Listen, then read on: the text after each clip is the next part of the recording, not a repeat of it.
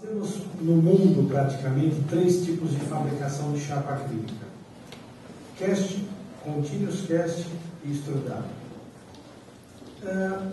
Cada chapa dessa tem equipamentos diferentes, forma e maneira de se produzir. Isso envolve muito a colagem. Então, assim, todos esses produtos, os três tipos de chapa, ele tem uma coisa que se chama peso molecular. Muita gente não sabe o que é isso, muita gente não se preocupa com isso, e é extremamente importante para a colagem da chapa. Então, eu vou dar um exemplo. Se você ligar numa empresa de cola, fabricante de cola na Europa, nos Estados Unidos, a primeira pergunta que eles lhe fazem é a seguinte: o que você vai colar? Acrílico com acrílico? Ele é cast? Ele é extrusado? Ele é continuous cast? Qual é o peso molecular da sua chapa? Da chapa que você está processando ou que vai colar? Com isso, ele pode efetivamente indicar uma cola. Uma cola estrutural, uma cola que... Vou dar um exemplo. Quanto chapa extrusada, ela vai de 80 a 120 melt índice, que é quanto menor o seu... Quanto maior o seu melt índice, melhor o peso molecular. Então, o que nós precisamos? De entender um pouco isso para poder pedir ao fabricante que tenha uma cola deste nível. Porque não é a mesma coisa que você pegar uma cola de qualquer um dos fabricantes, aqui em qualquer lugar, e colar extrudado, colar continuous cast ou colar cast. Peso molecular de uma chapa continuous cast é mais ou menos 1000. De uma chapa extrusada vai de 80 a 120. De uma chapa cast vai de 2000 a 5000. Esse número é uma coisa bastante impressionante, porque acima de 3.000, 2.500 para cima, são chapas especiais, aeronáutica, linha bélica. Nós não temos isso aqui, nós não produzimos essa qualidade de produto. Então, as chapas dos fabricantes aqui têm que estar dentro desse peso molecular, para ir cobrar o fabricante de cola para que cole este nível de peso molecular. Fora que o transformador também tem que ter conhecimento para colar. Colagem tem que ser feita em paralelo. Tem que ter um bom acabamento para colar. Senão você não vai conseguir ter uma boa colagem. Se usa um pouco melhor porque tem colas de diversos tipos. A Sintergás também pode fornecer isso. Se não pode, a gente aperta que ele vai ter que fazer.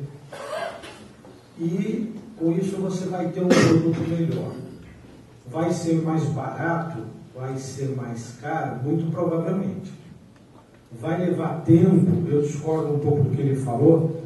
No mundo inteiro se quer as coisas rápidas. Nós vivemos correndo, né? Mas uma boa colagem, ela tem o seu tempo. Tanto para uma chapa cast, para uma chapa continuous cast, para uma chapa extrudada. Então, tem que ter esse tipo de comportamento, esse tipo de paciência. Não adianta botar lá 3 segundos na pronta. Pode entregar que vai descolar. Pode não descolar na hora, mas não dura 2 anos. Vai descolar. Um outro problema que tem, que é muito importante, nós não temos...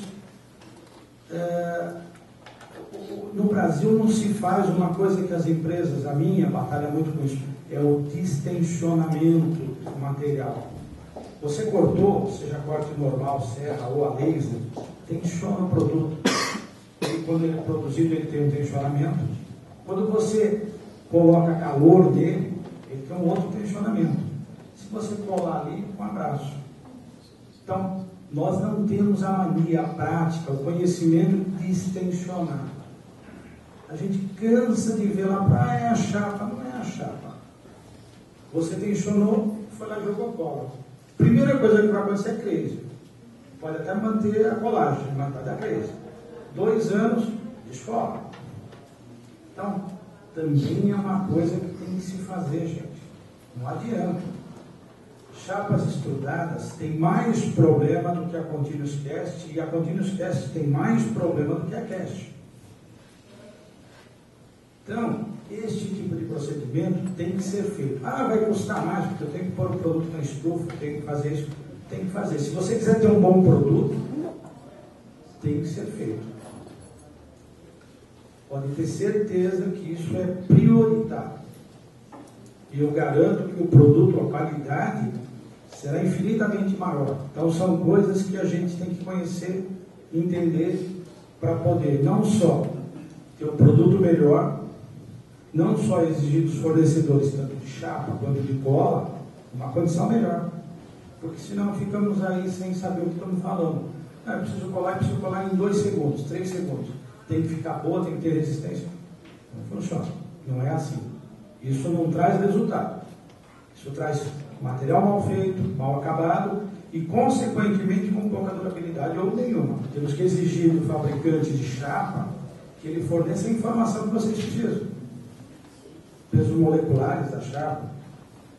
Deve ou não deve ser distensionada? Tudo isso é nossa obrigação.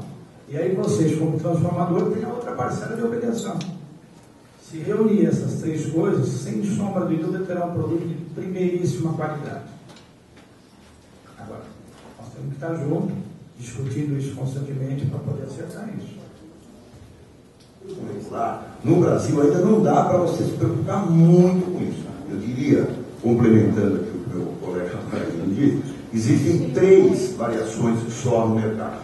Ou existe chapa cast, tá, que tem um peso molecular alto, existe a chapa extrudada. O continuous cast, não sei se traz, existe então, por importação, continuous cast. Então ele tem razão de ter os 3 materiais. Ok, agora, não existe uma cola específica. Existem algumas colas que são comuns, dá para você usar no alto peso molecular, no médio peso molecular, que é o caso da continuous cast, e no baixo peso molecular, que é a chapa extrudada.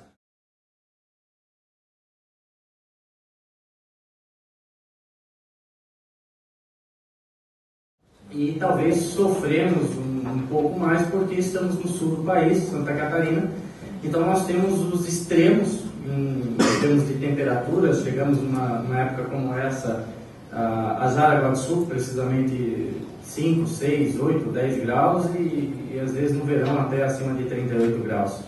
Mas com certeza é interessante, nós aprendemos e observamos, de repente, uma sala limpa, com pressão positiva, controle de temperatura a mais ou menos 25 graus estabilizado e principalmente também o controle da umidade, porque, dando exemplo novamente de Jaraguá do Sul, a nossa umidade lá é muito alta e nós percebemos, não foram uma nem 2 vezes que eu liguei ao seu Fábio, ao seu Ricardo da Sinterglass, que está presente aqui, comentando a eles reações que a nossa cola estava acontecendo diferente num mês como junho, por exemplo, em relação a janeiro, fevereiro.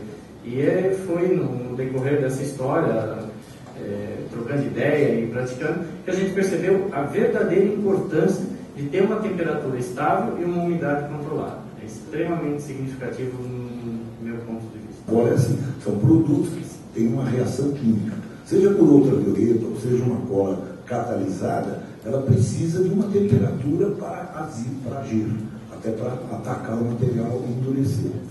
A umidade vai fazer o quê? Com que excesso de umidade provoca uma entrada, uma absorção de água na cola, aí dá um esbranquiçamento. A cola está ficando esbranquiçada. Em que ambiente você está trabalhando? Qual é a umidade que você tem? Está chovendo lá fora, a sua janela está aberta, porque você precisa de ventilação natural para a pessoa não se sentir mal, né? Um ambiente com produto químico. E como eu resolvo isso? Infelizmente, você vai ter que investir. Assim que você comprou uma máquina laser cara, você vai comprar um panelinho de ar-condicionado, vai fechar a janela e o teu funcionário vai trabalhar com uma ventilação, né, adequada para extrair os vapores da cola ao mesmo tempo. Então, quando eu visitei, por exemplo, aqui em São Paulo, um fabricante que tinha uns 50 funcionários em linha colando com as nossas colas. Não havia a menor reclamação de nada.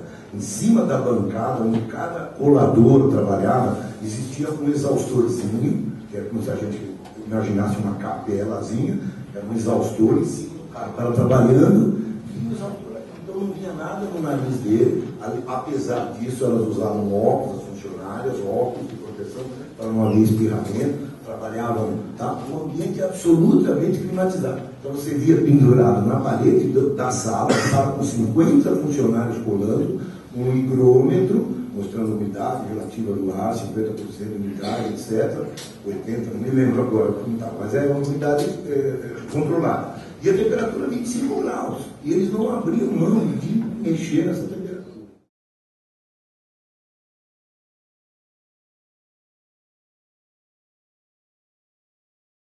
Claro, nós evitamos, antes de fazer a colagem, qualquer tipo de corte que vá aumentar a tensão na região, para tentar evitar o distensionamento que é tão importante. Então, nós basicamente, quando vamos fazer uma colagem artística, como nós titulamos lá, nós fazemos uma usinagem com uma lapidadora de diamante. A ferramenta é diamante. Não precisa necessariamente ser uma lapidadora, uma máquina específica. Pode ser uma halter, ou até mesmo um centro de usinagem, ou até mesmo uma serra que tenha a ferramenta com um corte muito bom, de preferência de diamante, pela repetibilidade, muitas vezes, que se necessita, onde o objetivo é aquecer o menos possível o material e, de forma alguma, nós fazemos alguma operação manual na superfície onde vai ser colado, aplicado o adesivo, como, por exemplo, lixa, polimento, ou até mesmo a gente procura não contaminar o material e, antes de fazer a colagem, fazer uma limpeza com algum desengraxante que não agrida o material, desengordurante, para que a superfície esteja extremamente limpa e para se aplicar a colagem. Nós, particularmente, não utilizamos nenhuma espécie de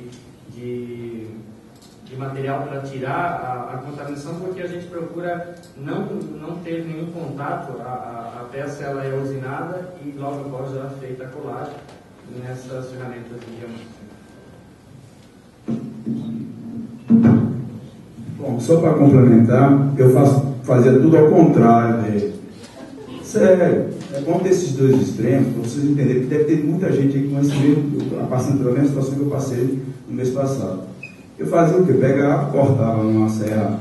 A gente tem, inclusive, tem uma serra italiana muito boa aí, quem não conhece, que então você está vendendo, não aquece o acrílico, entendeu? Divide, é mais barato. Eu fazia tudo ao contrário, cortava, botava cola dissolvente, né? Não me preocupava com o tipo de acabamento. Como a gente tem necessidade de volume, de rapidez, então dava os problemas, ficava a mancha. Só que, não sei se vocês já viram, por exemplo, quem trabalha com comunicação visual, está tendo uma necessidade muito grande da colagem perfeita, de topo. Por exemplo, tem um exemplo agora que desenvolveram, o Banco do Brasil está com a nova marca dele em chapa grossa, de quase 40 milímetros, colado em cima, como está o processo de Ralph aí. Então, tem que aprender a fazer, seja fazendo as próprias experiências ou procurando os fabricantes, tá, de chapa ou de coisa para poder eles ensinarem a colar desse jeito. Não é para fazer com uma colagem que é muito comum, porque as pessoas que fazem na unidade, que é a colagem após o corte a laser. Queria que vocês comentassem sobre esse aspecto. Nós realmente nós evitamos a colagem no corte a laser quando o material ele não possibilita ser cortado no centro de usinagem ou quando realmente precisa ser o corte a laser. Nós fazemos a peça um pouco maior, dependendo, é sempre uma relação espessura versus material a ser removido, mas eu daria um exemplo, por exemplo, se vamos colar um material de 3 milímetros de espessura, nós cortamos ele no laser, quando não pode ser evitado o corte a laser, e removemos em torno de 2 a 3 milímetros daquela parte onde vai ser aplicado o adesivo, daquela parte específica da peça, e fazemos isso em uma tupi, uma galopa ou até mesmo, quando possível, uma serra, mas em hipótese alguma nós fazemos a colagem do laser, do adesivo, aplicando diretamente sobre a área que foi agredida pelo laser. Laser ou polimento também, né? O polimento é muito próximo do laser, ele acaba também deixando material impróprio para colar. Não cole quando polir. Se polir, não existe cola que pegue, porque o polimento impregna a borda do acrílico, fica impregnada de massa de polir, que é feita com cera e sebo animal. Então isso impregna e a cola não penetra. Então não se deve polir superfícies a colar. Outra coisa, o polimento arredonda, então você não tem área de contato suficiente. Você vai ter uma superfície redonda colando com uma superfície plana. É uma tangente só, você está colando num fiozinho. A sua chapa pode ter até 6 milímetros de espessura, mas você está colando só com 2 milímetros. Eu tenho umas imagens aqui que eu gostaria que vocês vissem aí. Ó, a primeira imagem lá é o polimento. Isso aí é lógico que eu exagerei de propósito. Ninguém pode com a chapa reta e deixa daquele jeito, mas deixa próximo disso aqui, né? O cara deixa só essa areazinha de contato. Se vocês observarem bem, qualquer peça polida acaba tirando a aresta, e essa aresta é importante na colagem. Aqui, ó, uma desempenadeira cega, uma tupia cega, uma ferramenta de desbaste cega. Ela vai... Isso aqui é examinado através de uma lente de aumento, ok? É claro que você não vai ver isso, mas se você fizer uma lente de aumento lá na bordinha, você vai ver isso aqui. Ou lixadeira, qualquer lixadeira faz essa porcaria de serviço aqui. Aí a cola faz o quê? Ela não cola, porque ela só tem contato aqui, acolá. Aí quando você olha a peça está cheia de bolhas, de vazios. Ah, mas a sua cola me deixou a minha peça esbranquiçada, áreas secas. Nós chamamos esses vales aqui em cima de áreas secas, ou seja, a cola aqui não pegou, porque ela evapora. Ah, mas não está fechadinho aqui? Não está fechadinho, a cola sai. É um dado importante que eu vou passar para vocês agora. Qualquer cola, à base de solventes, que age dissolvendo o material, ela tem uma propriedade de preenchimento de vãos não maior do que 3 centésimos de milímetro, 0,03. Para ter uma ideia, uma folha de papel normal, sulfite, costuma ter um 0,3. É 10 vezes mais fino do que uma folha de papel. Essa é a capacidade que as colas de solvente têm. Então, isso aqui, examinado num microscópio, quando você fez a sua usinagem, esse pico aqui, ó, essa curvinha, esse buraco que existe entre essa chapa e essa, tem coisa de 1 milímetro às vezes. E na melhor das hipóteses, 0,3 milímetros, que é a espessura de uma folha de papel. E o acrílico, para ser colado, precisa que essa diferença entre a superfície plana e essa superfície seja de 0,03. Como é que você consegue isso? Na plena diamantada ou lapidadora, como disse o Ralph. Dá para comprar uma lapidadora? Não dá para comprar todo mundo. Custa, Ralph, o quê? Uma lapidadora? $40 mil, por aí é mais facilzinha, né? Mais simplesinha. 40, 80 mil reais. Importada, não existe no Brasil. É uma máquina que tem diamante. Algumas são mesmo peças de diamante que retificam o material, lapidam, ele quase pode, ele te entrega a chapa por limpa. Bom, e aqui o rasquete manual.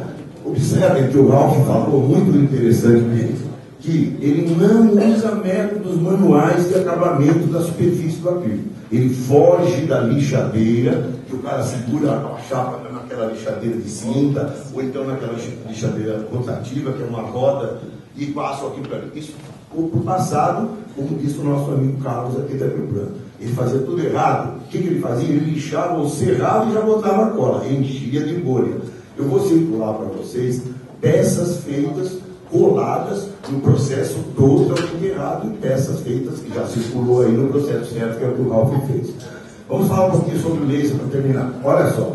Isso é o que o corte laser faz. Aqui dentro desse salão, gente, e associado a nós, existem um monte de fabricantes, uns 4 ou 5, Orlando, me corrija, fabricantes de máquinas a laser. O laser é bom para cortar o acrílico? É excelente. Foi uma das coisas mais interessantes que apareceu no mercado de acrílico. De uns 30 anos para cá, lá nos Estados Unidos, na Europa, aqui no Brasil, o laser deve ter 10 anos, mais ou menos, um pouco mais, 15.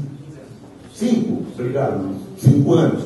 Então o que acontece? Mas o laser tem alguns efeitos. Então ele faz maravilhas quando você quer fazer cortes, curvos, quando você quer fazer 500 mil chaveirinhos, esborca rápido. Mas quando você vai colar uma mesa que nem essa, ou aquela peça que o Ralph circulou, não dá para cortar a laser e ficar quieto, querer colar em seguida. Você tem que fazer o que o Ralph falou. Você tem que cortar a laser e usinar um pouquinho. Ah, mas então perdeu o sentido ter comprado a máquina laser, paguei 100 mil reais numa máquina laser chinesa e tem que lixar. Não é bem assim. Existem colas, então, aquela cobrança, você tem lá para desenvolver uma cola que corte a laser. Ela já tem a cola. O problema é que o pessoal não está sabendo analisar o problema. Quando o laser corta, é um raio de luz que atravessa o material. Ele sofre uma deflexão. Se a máquina for de baixa potência, o que é uma máquina? Você compra uma máquina de 50 watts, 100 watts, ela vai cortar a chapa mais grossa, de 4 a 5 milímetros, o raio deflete, que provoca uma superfície curva, que vocês estão vendo aqui. Eu vou circular para vocês verem aí umas peças cortadas com máquina laser desregulada.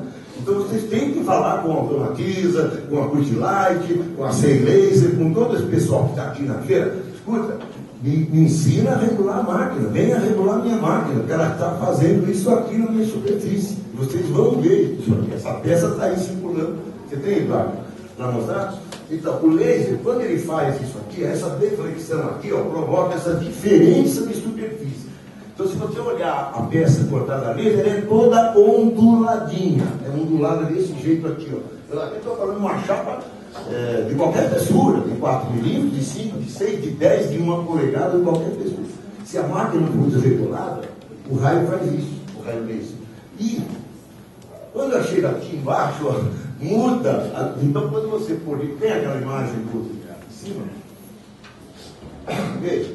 Então, você tem que escolher, né? Ou eu ponho a peça no esquadro, aqui tem 90 graus, e deixa esse baita buraco, aquele buraco, dá para usar a imagem anterior?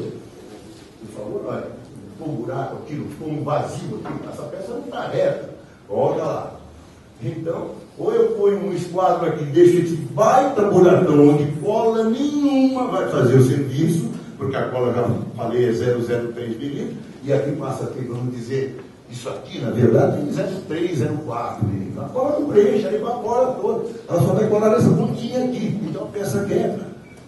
Ok? Ou você fala, não, eu vou encostar essa ponta também, eu tenho 2 pontos de apoio. Maravilha, só como é que a sua peça fica? Olha no esquadro. Então, o que você tem que fazer? Passar isso no esquadro. Um Ralph diz, ou passa uma presa, ou uma lixa 400, 600, lixa d'água, ok? Ou se não uma máquina tipo temperadeira.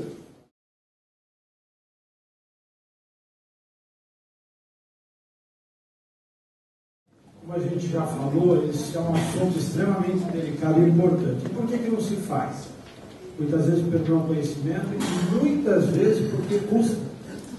Você faz um trabalho na peça e ela precisa ser distensionada antes de ser colada ou até aplicado tintas e tudo mais. Então, você precisa levar a estufa. É recomendado para cada milímetro de espessura da chapa 1 hora de distensionamento entre 60 e 65 graus. Então, se você tiver uma chapa de 10, você vai levar quanto? Né? Então, é bastante caro e oneroso. A experiência diz que não necessita de todo esse tempo. Se você tiver que distensionar uma chapa de 10, vou lá 3 horas, eu garanto para vocês que o efeito é o mesmo. Mas a recomendação técnica é de 1 milímetro por cada minuto de espessura, 1 hora para cada minuto de espessura que ela tem. Então, é complicado. Uma chapa de 10, a gente tem conhecimento suficiente, recomenda 3 horas, legal, deixa lá, tira a chapa, deixa ela resfriar normalmente, ou você regula a sua estufa, como for para que ela resfrie depois de um determinado período, e aí você tem a chapa pronta para ser colada. Isso é fatal, é fundamental para que você tenha uma boa colação. Uma coisa interessante, eu gosto de dividir as coisas com as pessoas, porque eu vou embora um dia e vai ficar aí na história. E foi o seguinte, vá conforme. Depois o assunto é colagem, mas eu queria você muito rápido com isso. E eu vi uma coisa interessante que eu acho que a maioria das pessoas que moldam, que fazem layers, que moldam peça, prensa peça, faz vá conforme, a gente faz errado. Nesses 20 anos eu venho fazendo errado, que seria o seguinte. eu vi um alemão pegar, botar um negócio lá dentro do vacuumforme, uma maquininha bem pequenininha, de 40 por 40, e ele não prendeu o acrílico, que é exatamente o que o Luiz está falando.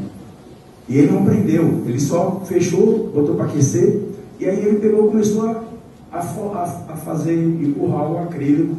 E a gente perguntou, eu e o Rafa, falei, que você está metendo a mão aí? Ele, não, eu estou distensionando tanto o cast quanto o estrudado. Aí a gente, mas eu mesmo fiquei, para que isso? Ele, se não fizer isso, o acrílico volta.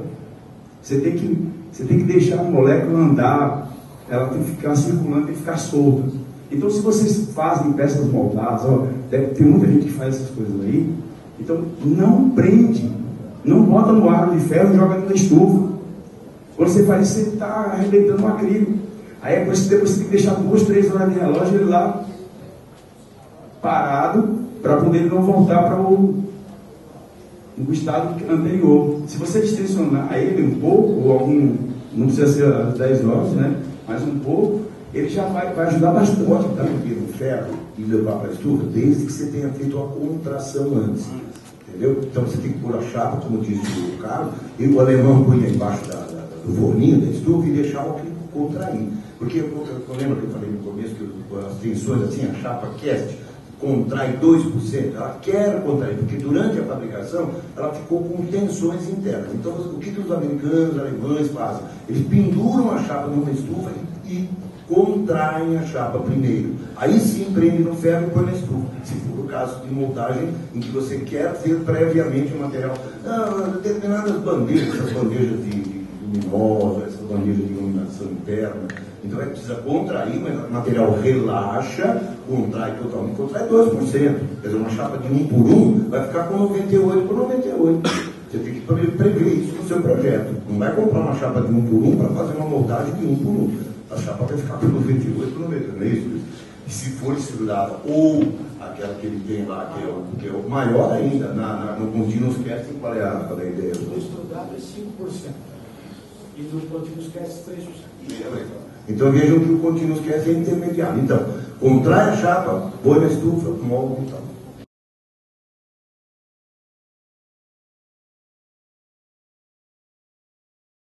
E uma das coisas mais importantes, mas por favor, registrem isso e não esqueçam mais, é a usinagem. Não há cola milagrosa. Então, consultar os fabricantes de acrílico e de máquinas operativas. Chega lá, liga para o Luiz Maravilha, Luiz, que máquina eu uso? Qual é a velocidade que eu tenho que usar na serra? Qual é a velocidade de avanço? Uma coisa é a velocidade da serra e a outra é a velocidade de avanço. Se a máquina é automática, aquela que a serra anda e a chapa fica parada na mesa, uma máquina, por exemplo, Gibbon, americana de grande porte, então beleza, mas ninguém tem isso. Aqui a gente tem a famosa serrinha Invicta mesmo, o Alf não, o Alf tem máquina provavelmente muito profissionais, não sei que máquina, lá do sul, grandes serras e tal, mas ele respeita. A velocidade de avanço é aquela velocidade que você empurra com a mão, assim, ó, contra a serra. Se você tiver pressa, vamos largar a pau, vamos entregar o luminoso amanhã. E aí, pronto, você quebrou, acabou com aquele material, coitado, não vai colar nunca mais. Bem, vai estragar toda a colagem. Então, a ferramenta, os dentes têm que ser dentes alternados na afiação. É um dente trapezoidal e um dente trapezoidal e um chato. Por que isso? Porque um sai serrando, o outro sai limpando. Isso diminui as tensões, melhora a aparência do corte. Então, o fabricante de máquina vai te falar que serra usar e velocidade, ou também o próprio fabricante de chapa. Então, consultem os fabricantes antes de sair doidão comprando qualquer serra.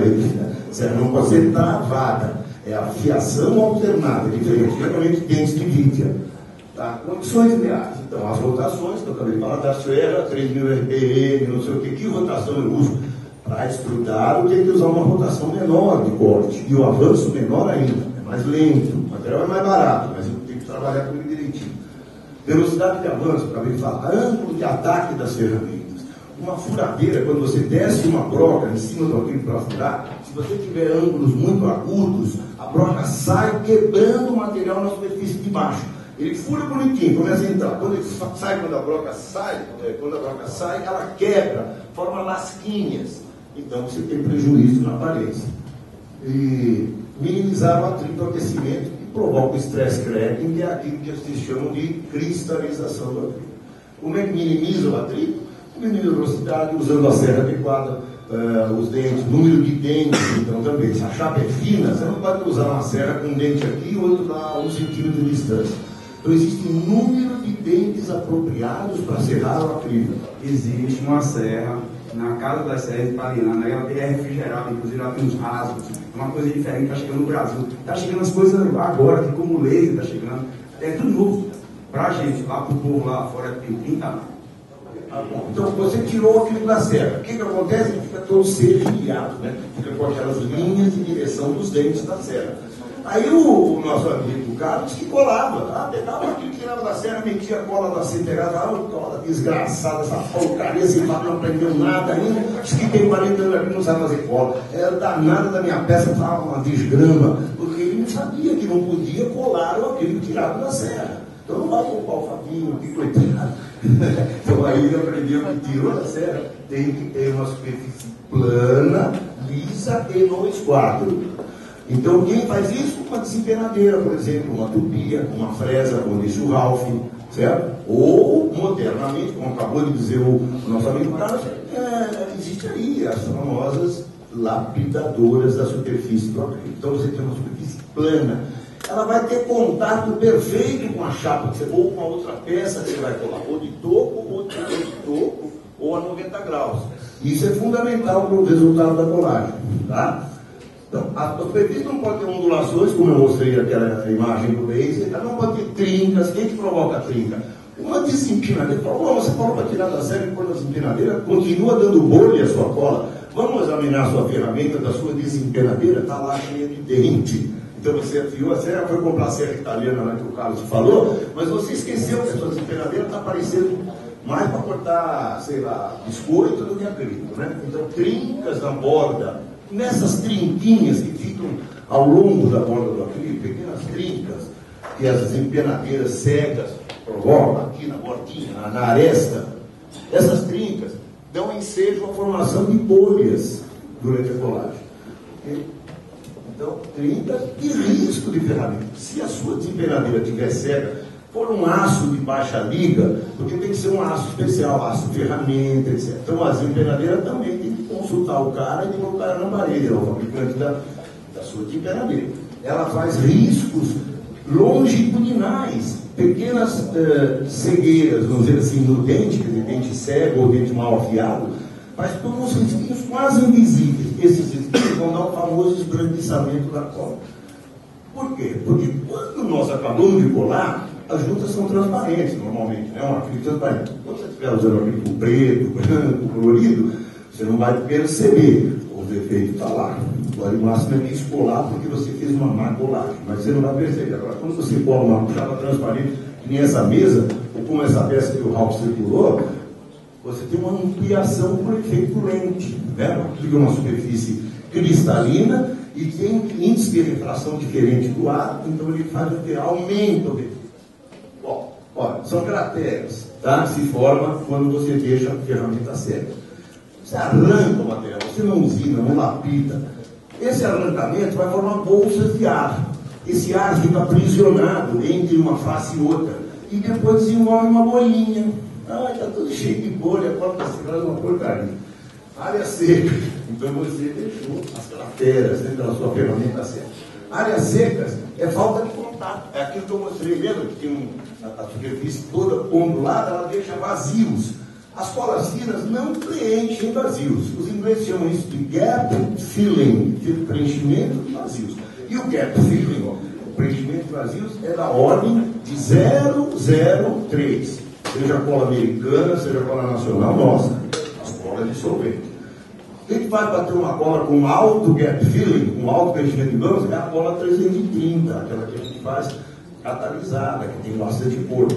Aí, mas aí então, Fábio, aquele que eu usando a tua 330, eu não preciso fazer nada disso. Aí você está errado. Também tem que lixar, desempenar, se possível, lapidar. Mas ela, pelo menos, não tem esse problema de sumir do vazio. Ela se transforma em acrílico e polimeriza ali na junta, não evapora. Então, diminui os defeitos usando uma cola mais viscosa, né? Tá? Então é isso aí. Descolamento precoce, todo mundo. Eu estou colando uma chapinha de 2 milímetros, descolou tudo, voltou todas as minhas peças. O cliente reclamou. Troquei o fornecedor de cola. Agora está uma maravilha. Só que vai voltar daqui 1 mês, não vai voltar daí 3 meses como voltou com a minha cola. Porque o cara não sei se tem a tecnologia, mas enfim. Descolamento precoce é provocado pelas áreas. Você não tem cola ali, como é que você quer que cola? Ou por arredondamento, você arredondou a clipe e não deixou a área de colagem o suficiente. Você tem 2 milímetros lá para colar no metro de comprimento, ou 30 centímetros, e não deixa nada para colar. Redução da área de colagem por arredondamento da borda. Esbranquiçamento, todo mundo reclama. Está esbranquiçado. Rugosidade excessiva, lixas principalmente. Quando você lixa e quer colar, a lixa tem abrasivos que ficam penetrados na superfície. Esses abrasivos são silicatos de cálcio, silicatos de magnésio, que eles usam, tá? Asmeril, pó de esmeril, que é grudado na lixa, através de cola. Você deixa resíduos que provocam rugosidade. Impurezas na cola. É assim, tem um funcionário lá, ótimo funcionário, trabalha aqui na empresa há 5 anos, só que ele é distraído. Todo dia quando ele vai embora, ele deixa um litro de cola lá das integrais em cima do balcão, aberto, e vai embora, esquece. Aí você que é dono da empresa, no dia seguinte chegar lá, o vidrinho está quase pela metade, metade do sorvete evaporou. Só que essa metade está cheia de sujeira. Caiu mosca, caiu a sujeirinha do teto. Você está colando do lado da sua área de polimento. Tem um cara polindo lá e outro colando aqui. Então aquele pó levantado da politriz vai para dentro do vidro da cola. Então a cola tem que estar fechada, limpinha, então é impureza. E umidade da cola. Se ele deixou o vidro aberto lá em Cidade lá do Sul, onde está o nosso amigo Ralph, vai entrar umidade. A cola é ávida por umidade. Ela gosta de pegar a umidade do ar, né? A água. Então a cola vai ficando assim. Máquina de processo. Então, retífica diamantada ou lapidadora. Gente, foi a maior invenção do acrílico. Eu acho que eu nem diria depois do laser. Ela veio depois do laser, eu acho, não. Retífica diamantada, acho que é antes do laser, né? Isso já usava em metalurgia. É a máquina mais maravilhosa que tem. Se vocês quiserem investir, quiserem uma superfície plana, retífica diamantada ou lapidadora. Desempenadeira serve, tá? Desde que esteja afiada. Tupia serve, maravilha, ferramenta afiada. Plana, aquela que vai e volta, ótimo, dá para usar desde que a rugosidade seja controlada. O que quer dizer isso? Não deixem que a plana faça riscos, senão você está provocando aquele risco que a gente não quer. Você tem que ter uma plana e aí você tem que controlar a rugosidade. Lixadeira rotativa, simples manual, pelo amor de Deus, nunca usar, né? Aqui ficou errado, viu? Nós tínhamos que ter posto isso aqui em cima, ó. Perdão, errata, aqui, 400, 600 dava na orbital, não na rotativa. Bom, se puser na rotativa, mas é a rotativa redonda. Rasquete, gente, volta lá. Aí eu vou colocar aqui a participação do nosso amigo Ralph. Fuja de acabamento manual. Por que rasquete? Porque o rasquete, a mão humana não consegue puxar plano. Você vai puxar um pouco assim, não é? Estou exagerando um pouco. Você vai formar planos longitudinais quando você está puxando. Está deixando bicos e a cola não encosta. Politrises, polimento. Obrigado. Desculpa de usar. Politriz e polimento a chama. Também, falei, impregna, né? A massa de poli tem sebo e é redonda. Vocês viram aquela imagem lá. Laser. Viram também, já falando? O laser deflete, forma uma superfície, digamos, torta, quando não ondulada. Mas então não serve laser, você está falando mal de todos os 4, 5 que estão aqui, eles vão pegar a rua, eu vou sair mais cedo, eu vou sair correndo. Não, nada disso. Ele sabe, o cara do laser, propõe eles, ele vai dizer, a sua máquina está mal regulada, nós estamos com baixa potência, vamos aumentar a potência, vamos trocar, sei lá, consertar esse carinha. Isso é a especialidade dele, eu não tenho nada. Hidrojato, esse é um método, não sei se vocês conhecem, alguém aqui conhece, já teve experiência de corte a hidrojato? Gostaria de dizer que você tem a experiência nisso? Eles usam para granito. Granito, máquina. São máquinas ainda de pouca disponibilidade, muito caras, e que só serve, como é que só serve? Como ela é cara, o pessoal leva lá para cortar chapas muito grossas. O hidrojato é um corte de água sob alta pressão, parecido com o laser. Só que ele não desenvolve nem temperatura alta, porque a água resfria, e nem despolimeriza muito o monômero, pouco só. O laser provoca um pouquinho aquele cheiro de monômero. Mas isso aí você tem o vácuo, os fabricantes de máquinas já controlaram isso. Vamos lá? Técnicas de colagem. Então, Uma vez feito uma boa usinagem, agora vamos à prova. O senhor comentou há pouco na Serra sobre a velocidade de avanço, né? Sim. Também é importante observar o número de dentes em relação à espessura que vai ser cortada, porque Obrigado, Eduardo. O número de dentes sobre a espessura que vai ser cortado, porque para cortarmos, assim como muda a velocidade de avanço de um material 3 mm, por exemplo, para um material de 5 mm, também o número de dentes é fundamental. E de preferência que tenha uma refrigeração, um borrifador de água ou algum fluido de corte que não agride o acrílico para refrigeração. E na tupi, na galopa, na plana, além das facas estarem bem afiadas, que elas estejam bem balanceadas. Isso é muito importante. Balanceadas. Exato. Para que não tenha vibrações e tudo mais, e que elas façam o papel delas de deixar o material mais plano. Bom, vejam, capilaridade, certo? Esta superfície desse acrílico tem que estar lisa, plana, quase cristalina como a superfície. Só a lapidadora faz isso. Ou a desempenho, né? Aí aplica a cola com a bisnaga com a agulha. Nessa bisnaguinha que está em cima da mesa, que é aquela bisnaga, dá para você adaptar a agulha. Corta na altura certa. Essa é uma dica da CT. Você adapta a agulha aqui. Ou tem, olha, está vendo esse sistema aqui? Bom, nós temos várias provas fluidas, né? Todas essas são bem fluidas, quase como água. Servem para colagem de capilaridade. Então, 320/6, qual é a diferença dela? Essa é super rápida, aquele que quer fazer dispositivo aí, né? Displayzinho, antibolhas, ao que o Manadinho falou. Não adianta, para certo trabalho, não adianta. Ô Fábio, eu sou a cola 320, demora 5 segundos para acertar. E a barra 6 demora 10 segundos. O cara está preocupado com 10 segundos, é o dobro. Não, mas eu vou produzir, em vez de 1.000 peças por hora, eu vou fazer só 500 peças por hora. Não é bem assim, tá? Não existe essa relação tão direta assim. A barra G é para acrílico fininho e a barra 2 é acrílico estrujado. Mostrou-se bastante adequada quando se respeita o distensionamento disso. Muito bom. Colagem por imersão, rapidamente. Então você pega um vidro, por exemplo, uma superfície de vidro, e coloca aqui uns preguinhos sem cabeça, ou um arame, ou clips de papel, que é redondinho, e você vem com a sua peça de acrílico, derrama a cola nessa superfície aqui. Aqui não apareceu, mas aqui tem uma poça de cola. Derrama depois de pôr os clips. Derrama só para cobrir metade do diâmetro do prego. É fácil, você vê visualmente. Aí você baixa o acrílico, só vai molhar a borda. A cola não vai subir. Essa técnica é para a cola não subir aqui em cima. Então isso funciona muito bem no corte a laser. Você elimina aquela toda a rugosidade que o laser fez, o que a lixa fez. Então a colagem por imersão serve para você ensopar o acrílico, ele se inchar o pé de cola. Quanto tempo deixa isso? 30 segundos, mais ou menos, a 60 segundos. Depende da espessura e do material, como diz o nosso amigo Maradinho. Se for extrudado, você tem que deixar 5 segundos só. Ele absorve demais. Se você deixar mais do que 5 segundos, você estraga o material. Tá natural. Teste, tem que deixar 1 minuto. 30 segundos. Tá? E isso aqui é uma combinação de capilaridade. Foi, né? Desculpe. Ninguém ouviu aí? Parece que ouviu, né?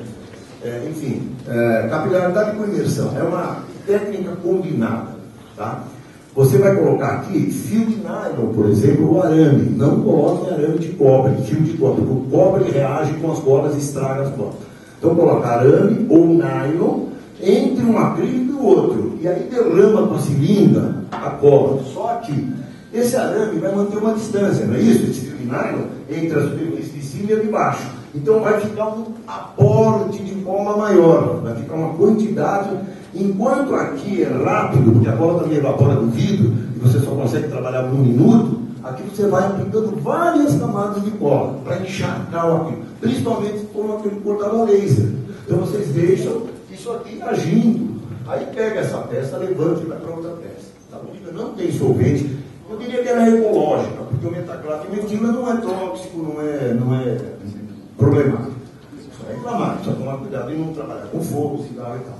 Então, ela polimeriza, se torna aquele catalisador é químico, ultra resistente, ela tem resistência próxima do acrílico. Fala, eu preciso fazer um aquário com 200 litros, que cola eu uso? 330. Aquele resina, fez um aquário que eu falei aqui para vocês, um aquário de não sei quantos, 8, 10. É uma piscina enorme, gigantesca. E temos aqui uns argentinos, amigos nossos, que fazem aquários gigantescos também. Enfim, não sei se fazem polar, mas aqui no Brasil o pessoal faz também por cola. Outra resistente, cristalina, ela é a cola mais resistente que existe. Existem intempéries. As outras colas expostas ao sol amarelam um pouquinho e até as peças chegam a descolar. Por isso que se diz, colas fluidas não servem para exposição intempéries. Serve para você fazer objetos de adorno, de decoração, brindes, peças decorativas. Não serve para fazer um painel que vai tomar sol e tal. Vai ter que usar também de acrílico. O acrílico é o mais resistente a intempéries que existe. Ok? Ela serve para colar acrílico com acrílico e acrílico em outros materiais. Por exemplo, acrílico em metal, acrílico em vidro, acrílico com madeira. Laminação. Laminação é pega a placa, joga uma poça de cola catalisada, espera as bolhas subirem, põe o catalisador. E aí vem com a outra peça aqui, ó, tá vendo? Essa peça e tampa. Faz pressão, a cola, o excesso vem para as bordas, vai correr cola aqui, então você tem que pôr um filme de plástico embaixo, você não vai lambuzar a sua mesa. Espera secar, no dia seguinte vai e usina o excesso, essa cola que espirrou entre as duas bordas. Está aqui. Olha, o que o Carlos falou é isso aqui. O que a turma faz? Pegar o fita durex, fininha, durex de 12 milímetros, e inverte, põe o adesivo para baixo. Por quê? Se você puser o adesivo para cima aqui, a cola reage com o adesivo da cola. São produtos à base de borracha, geralmente, os adesivos. Então a cola amarela e demora para endurecer.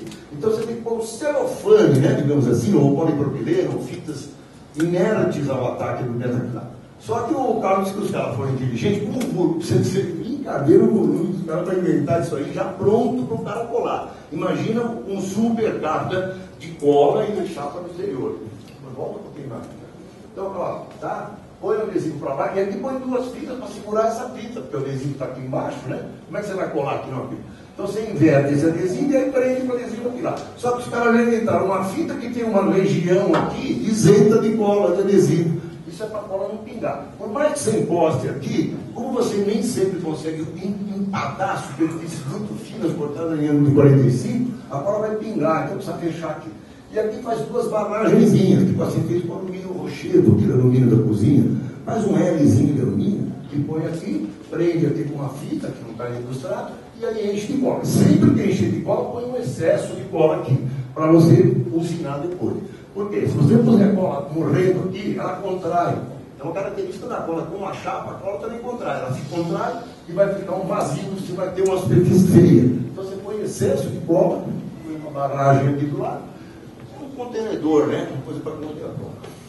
Tubo é a mesma coisa. Um tubo, por exemplo, nós temos baterias, aí vocês estão vendo bateria, né? Ali, ó, aquela bateria. Como é que ele emendou, deu uma volta na bateria? Ele faz assim. Né?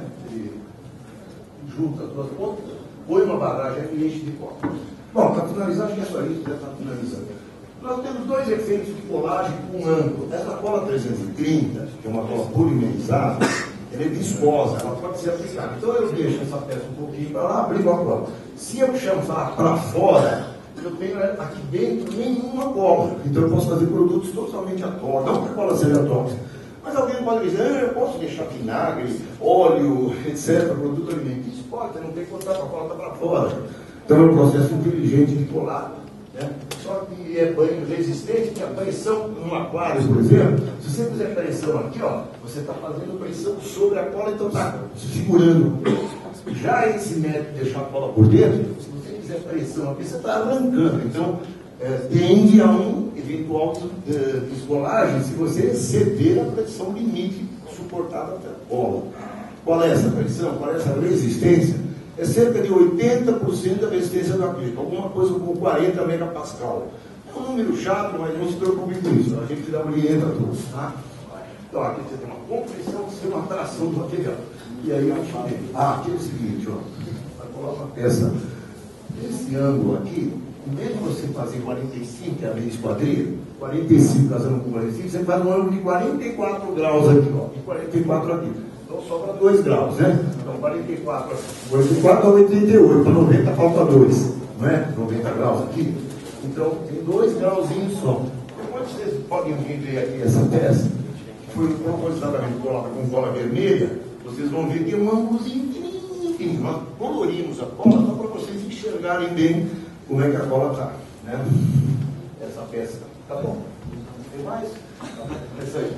Então eu agradeço muito. Desculpem aí ter que correr, mas vocês já estão cansados também.